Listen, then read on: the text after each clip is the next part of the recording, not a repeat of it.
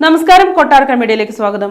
മലയാള cinema താരങ്ങളുടെ സംഘടനയായ അമ്മയിലെ കൂട്ടരാജിയിൽ പ്രതികരിച്ച് നടി ഉഷ ഹസീന.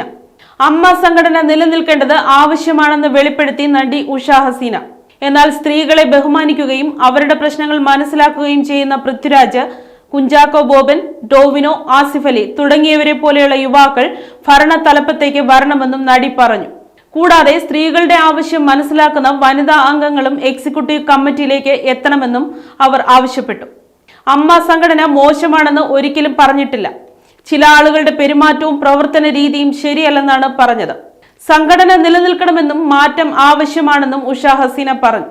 ഇനി വരുന്ന ഭരണസമിതിയിൽ ഭാരവാഹികളും എക്സിക്യൂട്ടീവ് അംഗങ്ങളുമായി പുതിയ തലമുറയിലെ നടീനടന്മാർ വരണമെന്നും സ്ത്രീകളുടെ കാര്യങ്ങളിൽ ശക്തമായി ഇടപെടുന്ന പ്രശ്നങ്ങൾ മനസ്സിലാക്കുന്ന അവരോട് സംസാരിക്കാനെങ്കിലും തയ്യാറാവുന്നവരെ എക്സിക്യൂട്ടീവ് കമ്മിറ്റിയിലേക്ക് കൊണ്ടുവരണമെന്നുമാണ് ഉഷ വ്യക്തമാക്കിയത്.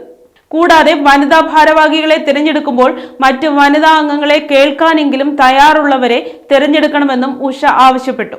ഇത്തവണ കമ്മിറ്റിയിലേക്ക് തിരഞ്ഞെടുപ്പ് നടത്തിയപ്പോഴും ഇക്കാര്യം ആവശ്യപ്പെട്ടതാണെന്നും എന്നാൽ അത് പരിഗണിക്കാതെയാണ് വനിതാ അഭിനേതാക്കളെ കമ്മിറ്റിയിലേക്ക് കൊണ്ടുവന്നതെന്നും ഉഷ ഹസീന ചൂണ്ടിക്കാട്ടി.